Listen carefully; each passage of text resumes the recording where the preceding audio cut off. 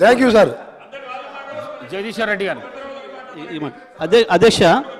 అధ్యక్ష మొదటగా నేను తమరి కోరుతా ఉన్నా, తమరి ద్వారా సభలు కోరుతా ఉన్నా.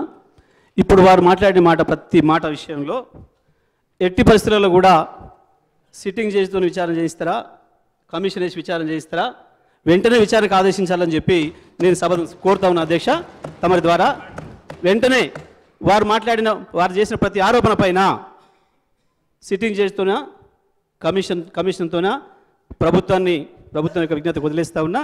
ప్రతి దానిపైన కూడా వెంటనే విచారణ ప్రారంభించాలి.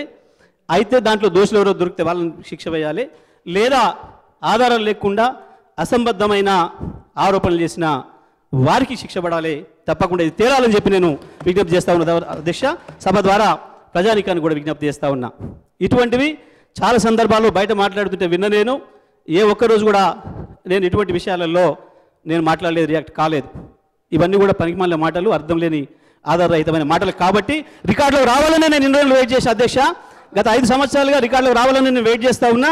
ఇవాళ రికార్డులోకి వచ్చిండ్రు, తప్పకుండా దీనిపైన చర్య తీసుకోవాలని చెప్పి నేను తమరి ద్వారా ప్రభుత్వాన్ని కూడా కోరుతా ఉన్నా. అధ్యక్ష, ఇక వారు చెప్పిన అసలు విషయానికి వద్దాం. అధ్యక్ష, ప్రభుత్వం అగ్రికల్చర్ సప్లై చేసిన దాని విషయంలో వారు అన్న మాటలన్నీ కూడా వారి డిప్యూటీ సీఎం గారికి వర్తిస్తాయి తప్ప నాకు వర్తించవు అధ్యక్ష. ఎందుకంటే వారు ఇచ్చిన దాంట్లో వారి శ్వేతపత్రంలోనే 18వ పేజీలో యావరేజ్ సప్లై అవర్స్ 19.22 అని చెప్పి వారే స్వయంగా ఇచ్చిండ్రు.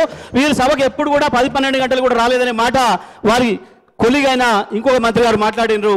దీనిపైన కూడా చర్యలు తీసుకోవాలని చెప్పి నేను సభను కోరుతా ఉన్నా అధ్యక్ష, తమ ద్వారా సభను కోరుతా ఉన్నా అధ్యక్ష.